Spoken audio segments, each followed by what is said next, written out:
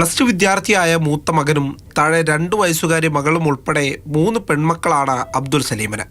ഇളയ മകൾ കോയമ്പത്തൂരിലും മറ്റുമായി ചികിത്സയിലുള്ള കുട്ടിയാണ്. സാമ്പത്തികമായി ഏറെ പ്രയാസപ്പെടുന്ന അവസ്ഥയിലാണ് കുടുംബം. അതുകൊണ്ട് തന്നെ ഡെലിവറി ബോയ് ജോലിക്കായി പുലർച്ചെ വീട്ടിൽ നിന്നിറങ്ങുന്ന സലീം രാത്രി വൈകിയായിരിക്കും എറണാകുളത്ത് നിന്ന് തിരിച്ചെത്തുക. നേരത്തെ ബംഗളൂരുവിൽ ചായക്കച്ചവടം നടത്തിയിരുന്ന അബ്ദുൽ സലീം മെച്ചമില്ലാതായതോടെ നാട്ടിലേക്ക് തിരിച്ചെത്തി. ജോലി തേടി അലഞ്ഞ് 5 മാസം മുൻപാണ് ഡെലിവറി ജോലി ചെയ്തു തുടങ്ങിയത്. കുടുംബം പോറ്റാൻ രാപ്പകൽ പണിയെടുക്കുന്ന സാധുവായ അബ്ദുൽ സലീമിനെ കുറിച്ച് നാട്ടുകാർക്ക് നല്ലത് മാത്രമേ പറയാനുള്ളൂ. അതുകൊണ്ട് തന്നെ അബ്ദുൽ സലീമിന്റെ വേർപാട് നാട്ടുകാർക്കും വേദനയായി. സാമ്പത്തികമായി വളരെ പിന്നിൽ നിൽക്കുന്ന ആ കുടുംബം വളരെ കഷ്ടത അനുഭവിച്ച് ജീവിക്കുന്ന ഒരു കുടുംബം കൂടിയാണ്.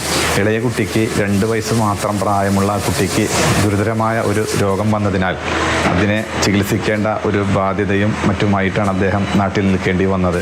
വളരെ പ്രയാസപ്പെട്ടാണ് ആ കുഞ്ഞിനെ ജീവിതത്തിലേക്ക് തിരിച്ചു കൊണ്ടുവന്നിട്ടുള്ളത്. മത്സരയോട്ടം നടത്തുന്ന ബസ്സുകളിൽ ഒന്ന് അബ്ദുൽ സലീം സഞ്ചരിച്ചിരുന്ന ബൈക്ക് സഹിതം ഇടിച്ചിട്ട് ദേഹത്ത് കയറി. അപ്രതീക്ഷിത വിടവാങ്ങലിൽ നാടും വീട്ടുകാരും തകർന്നിരിക്കുകയാണ്.